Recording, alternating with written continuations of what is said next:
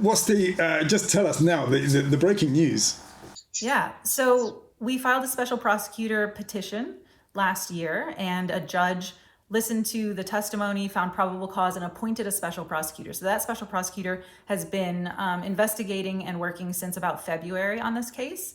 And he just announced earlier this week that he's come to a settlement with Ridgeland Farms. That settlement involves Ridgeland Farms giving up their breeding license, their breeding and selling license, in exchange for not having criminal charges pressed against them. And so they're effectively shutting down the puppy mill side of their business.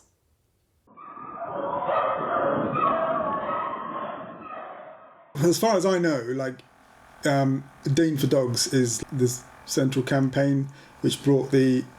We are the local group on the ground that has been working this since 2018, but we could not have done this without the Animal Activist Legal Defense Project and Wayne Hsiung. Yeah. So the special prosecutor was Wayne Hsiung's idea. We did not come up with that idea even after 7 years of campaigning, because we're not attorneys. And then we needed the help of the Animal Activist Legal Defense Project. They're the attorneys who put together a really strong case and then argued that case in front of the special prosecutor. So in 2017, DXE activists went into Ridgeland Farms and rescued 3 dogs from Ridgeland Farms. And then they publicized that in 2018, which is when I learned about it.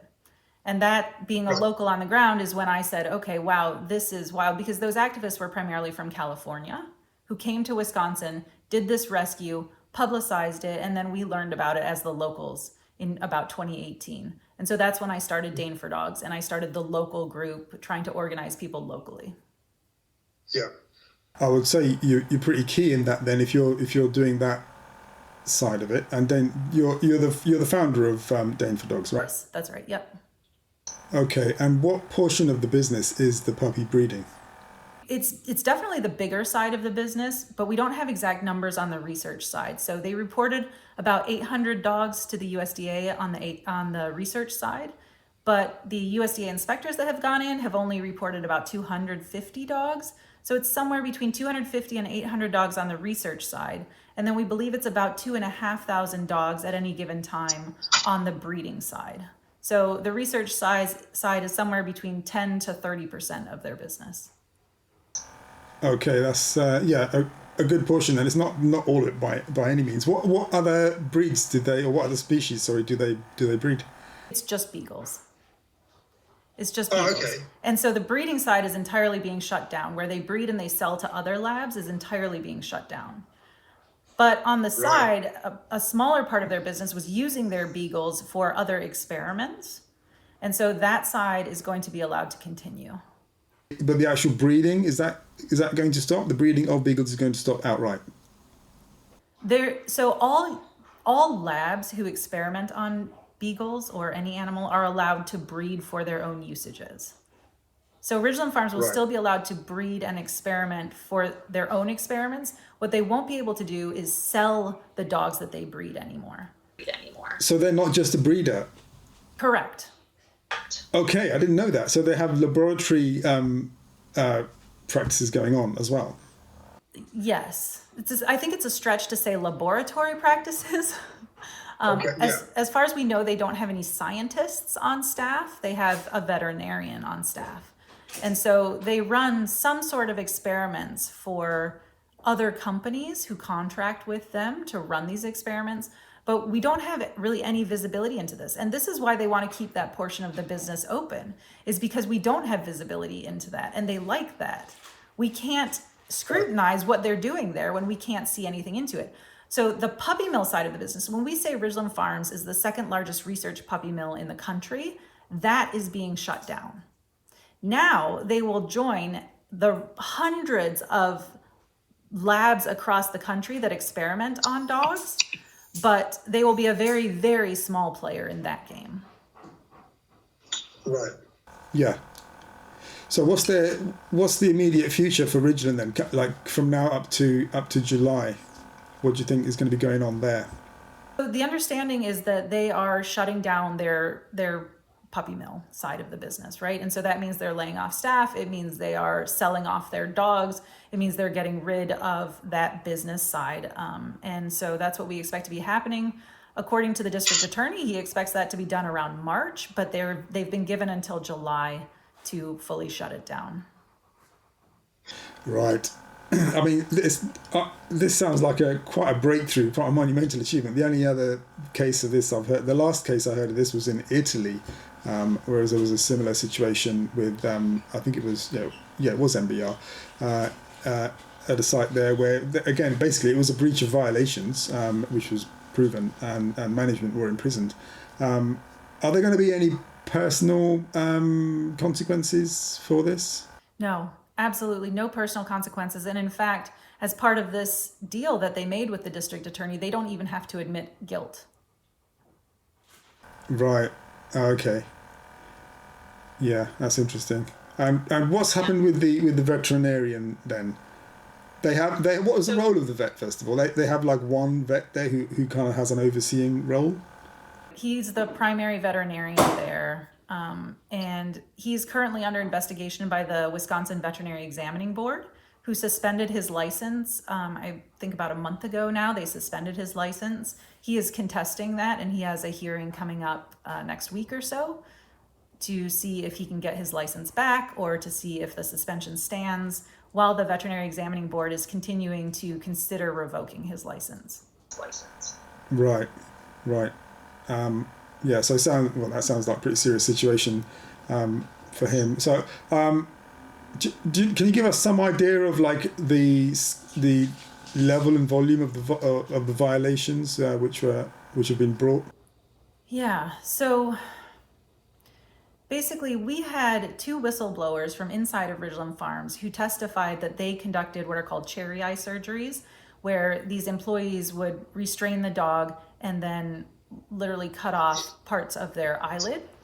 And so that was the testimony that we gave. And then in DATCAP, or in probably about March of this year, I believe, DATCAP went to Ridgeland Farms and spoke with current employees. And they confirmed that that was what was happening. And then Ridgeland Farms DATCAP confirmed that there were about 300 violations of this occurring in just the last 3 years alone.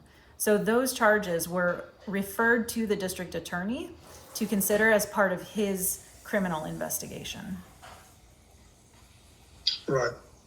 And what do you think will happen with the dogs? We're doing everything we can to continue fighting to get those dogs out. We believe that they should have been released as part of this agreement. We urge DA Grunke to do that. And we're going to keep using every means possible to make sure that we do everything to try to get those dogs out and adopted out into loving homes. But a similar thing happened with the Envigo shutdown a few years ago.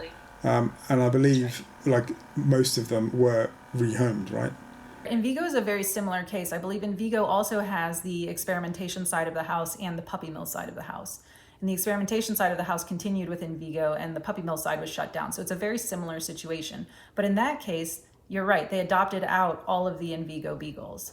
And I think the industry kind of learned from that, because what happened with those 4,000 Envigo beagles was they went to these loving homes, and now you've got an army of people across the United States who are now aware of dog experimentation, horrified by the idea that their, companion animal was either bred or, about to be experimented on, and they're speaking up. And so I think that's part of the reason why Ridgeland Farms absolutely refused to release any beagles, because they knew if they release another 2,500 beagles, that's 2,500 more families across the United States who are going to oppose what they do. Yeah, that's right. And we've been speaking to a few of those families who've taken on beagles from laboratories, and all of them are quite vocal about where their dog has come from and what they've been through. So they're all like, this is like a little, like you say, little army of ambassadors who are helping to expose what goes on. Yeah, exactly. So after the closure in July of that part of their business, what do you think will be left of Ridgeland? I think it will be one of hundreds of research facilities across the United States. It will be a very, very small player. I mean, if right now they've got somewhere between 200 and 800 dogs, just in Madison, which is about 30 miles away, there's LabCorp, which has about 4,000 dogs that they experiment on, a much, much larger facility than what Ridgeland Farms is doing. So I think there'll be a very, very small player in that field. They might try to expand that side of the business. And of course, we'll be there to do what we can to, our mission is to end the breeding, sale, and use of dogs and cats for painful and distressing experimentation. So as long as they're in business, we will be, doing what we can to try and stop them. Right. So we have a LabCorp here in the UK as well. And you said that LabCorp, where you are, have 4,000 beagles. Are they breeding their own, or is you talking about that's the number they have for experimenting on? That's the number that they report to the USDA. So every year, these labs have to report how many animals they used in experiments. Right, so they used 4,000 in 1 year. And on that same report, Ridgeland Farms reported about 800 dogs. One of the questions that comes up is, if this breeder has been shut down, will other breeders pick up the demand for supplying dogs? It's always a possibility, but given the decline in dog experimentation overall, the federal government is taking steps to end dog experimentation. Modern alternatives are becoming more and more readily available and seen as the better alternative. It just doesn't seem likely that dog experimentation is going to continue much longer. It's certainly possible that some of their buyers will transfer to Marshall Farms. But it's also possible that some of their buyers won't and will decide, it's not worth their time and effort anymore. Yeah. So you said in a previous conversation that when Envigo shut down, that there wasn't much sign of a transferring, demand, or other breeders, making more money off the back of that. Yeah, it's hard to know. We have such little insight into this industry. It's very hard to know. What we know is that Ridgeland Farms did not all of a sudden grow. That's what we know, because their numbers did not increase. Their numbers that they were reporting to the USDA did not increase significantly when Envigo shut down. Right. In fact, Ridgeland Farms has been decreasing their numbers for quite a few years now. So. Yeah. Cool. That's good to hear. We have a return trip planned to the US in April, which is going to be now a couple of months, a few months before their closure's due. Right. What can we expect to see at that sort of time? It's going to be interesting. So they are expected to shut down around March, but like I said, they have until July just to make sure that happens. So we could be anywhere in that time frame. They could already be done. Or, they could have maybe been stalled in some way. We're going to do everything that we can to try and make sure that those dogs get adopted out. So maybe we'll have success in that. It's going to be really interesting. I don't know what's going to be happening in April. There sounds like there will be something happening one way or the other. Probably. Yeah, great. Probably something. We look forward to that. So in terms of making this achievement, which is pretty monumental, who then are the key people, or even just the key kind of conditions, in the scenario, to have made this possible? I think you need a coalition. I don't think any one group can do it by themselves. I think you need a coalition of locals on the ground. I think you need someone who has experience in these types of campaigns at a larger level. And then I think you also need experienced attorneys, animal attorneys. And so I think that coalition is really what can make things happen. And that's exactly what we had in this situation. We had Dane for Dogs as the local group and Alliance for Animals joining us as well as a local group. Then we had the Animal Activist Legal Defense Project as our excellent attorneys. And then we had Hsiung acting as the activist who had a lot of experience in these types of campaigns. Yeah. Yeah, that's good. That's a good kind of team effort. Exactly. Yeah, and I don't think we could have done it without any of those players. Right. Yeah. So it's really important to unite in that respect. And what was the culture between those groups then, or the relationships between those? Was it very kind of unified and everyone on the same page, or was there a process of battling out decisions or what to do next? Yeah, no, I mean, a lot depends on the personalities, right? And I think we just had a really good group of people who could work well together and, we had great conversations. Everybody freely shared their opinions, discussion, debates, but at the end of the day, we would always coalesce around the right way forward. So I feel like we have a good group of people, and we didn't really have any issues internal in that way. So you mentioned that Ridgeland Farms were kind of making a counter. Well, they were suing you. Is that right? They are, yes, they are suing. And they still are. And so what's happening with that? Are they continuing with this?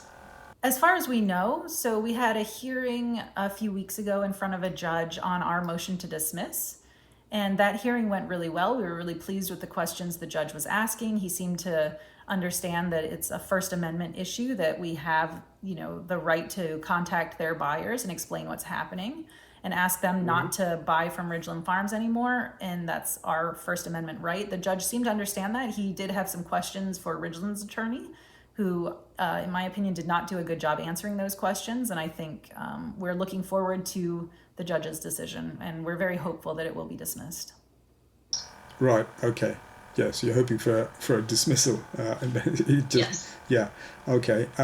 Like how much of a kind of, how much have you fretted over that? Was it kind of like big on your mind or not? Again, this is where having really good attorneys comes in. Because we have the Animal Activist Legal Defense Project, that alleviated a lot of our fears. Right away, we knew we had experts in animal law. We knew we had access to high quality attorneys who were responsive and great at arguing motions and could guide us through the process. Without that, I think we would have been quite scared. If they would have sued us, 5 years ago, I think we would have been quite scared. But I think now, because we have the attorneys and we have folks who can argue on our behalf, we felt a lot more confident. Yeah. And the legal area is really interesting for me, because if you can bring changes in the law, then that is where you really win. And hearing the animal rights lawyers speaking, particularly Wayne Hsiung, about how the law works and how it's built and how it's constantly evolving and how it should be challenged, are all really encouraging things. So you've also you've managed to ban animal testing in a few cities. Did I hear that right? That's right. Yes. Okay. How did it happen? So back in 2019 or so, there was another research puppy mill that started up nearby, and the locals there contacted us and asked us for help. And so we went to that community. This is a much smaller research puppy mill, so they had about 300 dogs there. And so we went there and we met with the locals, and the local officials there, the village board, actually denied the conditional use permit for this research puppy mill. They said, "We don't want you here." And the research puppy mill sued the village board and said, "You don't have a choice. We are going to be here."